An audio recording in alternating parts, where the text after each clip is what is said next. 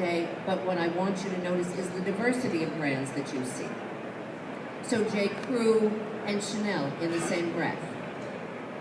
Right? Apple winning the day all the time. Is it because they have the best technology? No. Is it because the technology is just the most gorgeous because that glow from your Apple laptop when it opens just is better than somebody else's? No.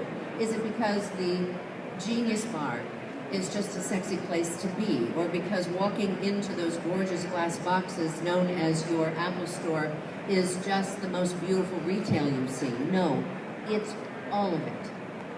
They have taken great pains in the last decade to make sure that everything that the customer touches, that you touch, is exactly on brand, is all about the experience. In and of themselves, if any of those other pieces didn't fit or fell short, they wouldn't be where they are in this brand position. So, let's look at the competitive landscape for this very smart, very self-assured client.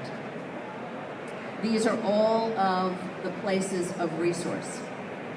These are really your competitive information landscape set.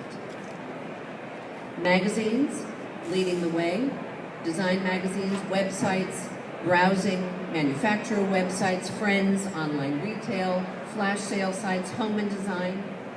Where do you fit? There. So we need to improve that. This whole lavender area must get larger. And you must be seen as that resource. And part of it is, you too, as a design professional, are a brand.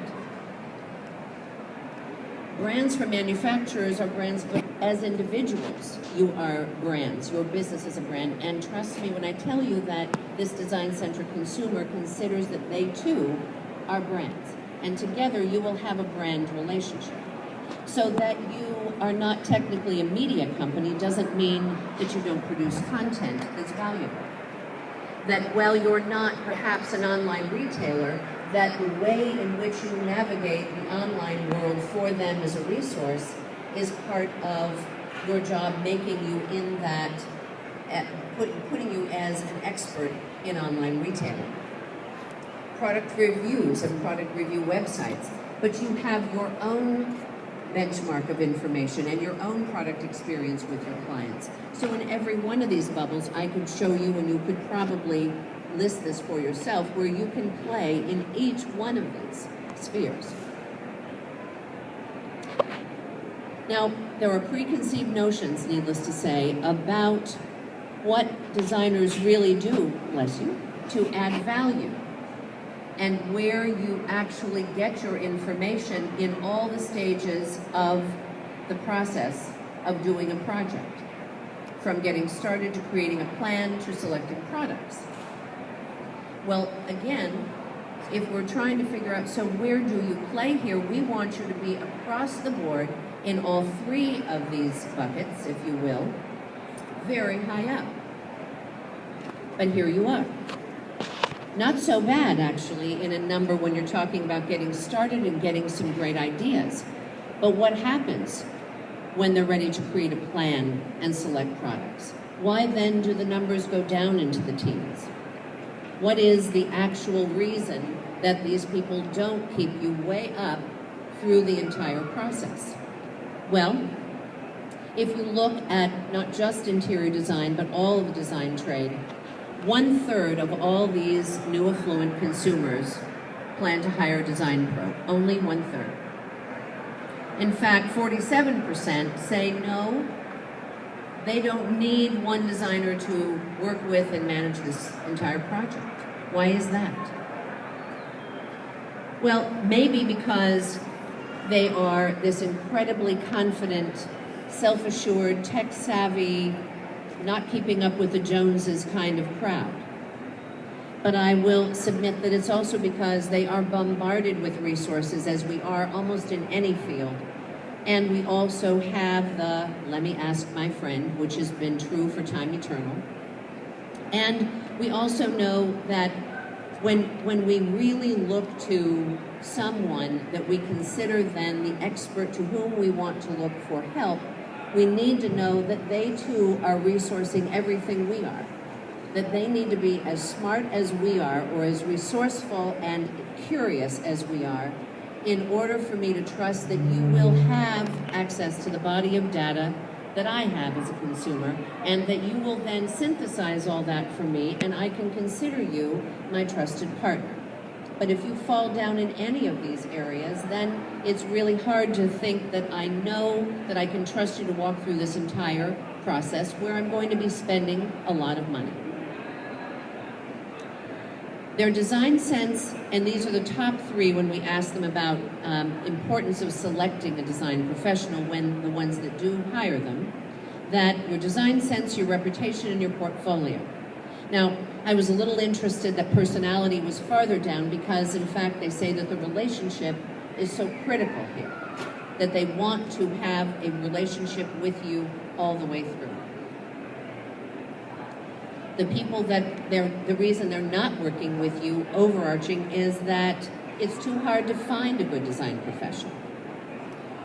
I'm sure how many people would agree that it's hard to find a good design professional? I'm just interested. A few of you, okay. That it's not hard to find a design professional, but it's really hard to find a good design professional.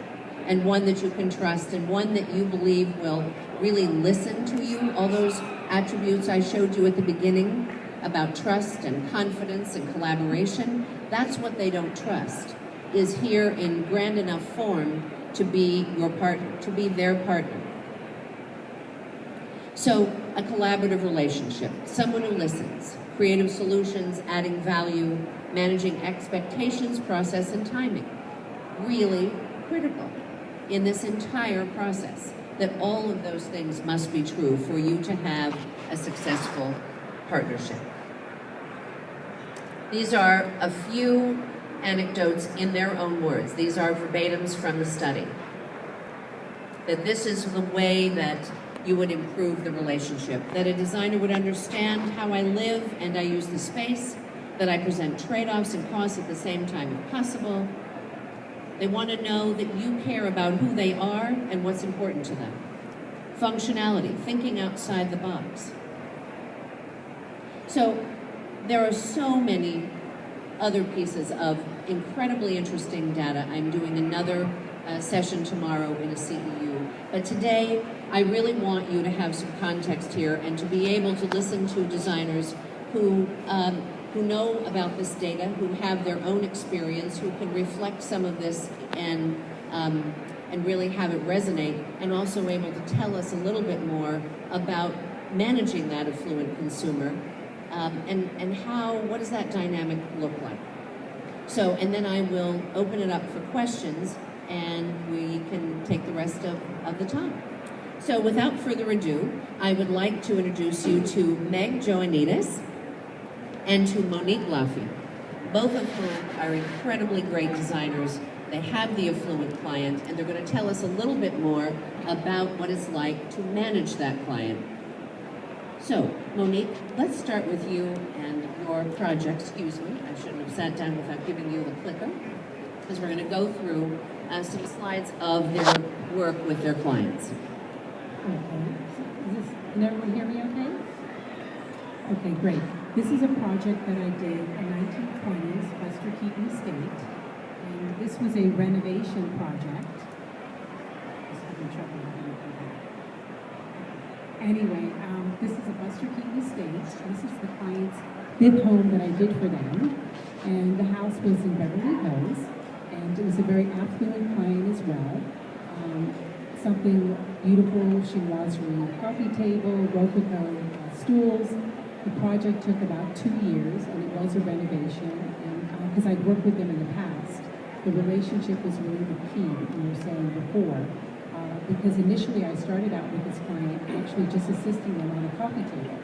I was at another client's house in Montecito, and she asked me my opinion of this coffee table, which was about 10 feet long, and it was actually in Vietnamese day day, and she wanted to use it as a coffee table. And my hunch, without even seeing the space, was this is not going to work. So it was tricky because I had to be very frank and honest with her, and she wasn't even my client. I never met her. So needless to say, after that conversation we had, and actually she did purchase it, wasn't a reverse designer. I helped her return it. And after that, we had a relationship of, like I said, 5 to 7 homes. And so the communication, like McKenna was saying, is so important. Communication, feeling like the client understood what she wanted. And obviously you can see this is a beautiful home, and I've had many meetings in the client's house, in the living room, because I think it's really important to be able to use every space in the house, not just save the living room for quote special occasions. The next house this is the living room I set up, and the whole concept here was to make sure that everyone could actually see each other as we're talking, as opposed to a hotel where there's just a sofa back table, and another sofa, and they're not facing each other. It's very important that it was a cohesive space, and again, this was a very collaborative project with Mark Appleton and also Gerald over there, who provided all the reproduction, the lighting, and some antiques for the clients. So it is amazing work. You're looking for someone to reproduce pictures or also create some different pictures for you. So again, the idea was taking some of her things from her previous house, integrating them into the new space, in addition to a lot of antiques. So again, like I said, I've had many meetings in the space with the client, and it's great that it has such a flow to it. The space is really important to have it flows. The next one is the kitchen, which originally this kitchen was done where it was actually very cold, and we added the bar stools, I added the tile, added some area rugs to make it very warm and inviting. This is the space, again, that the family uses, and they live in the space. The next house is a house right overlooking the Beverly Hills Country Club, and this is their dining room.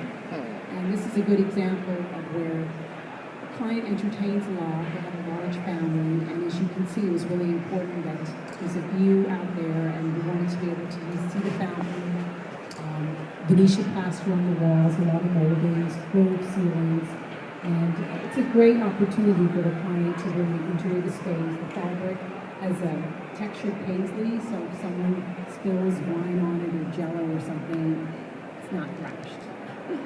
And the next one is the walnut finish office, the library, which this was an interesting challenge because of the high ceilings to get the fixture to, in case people may help do this, fabricate this one. And it was just interesting to have it hang down from 4 different French chains.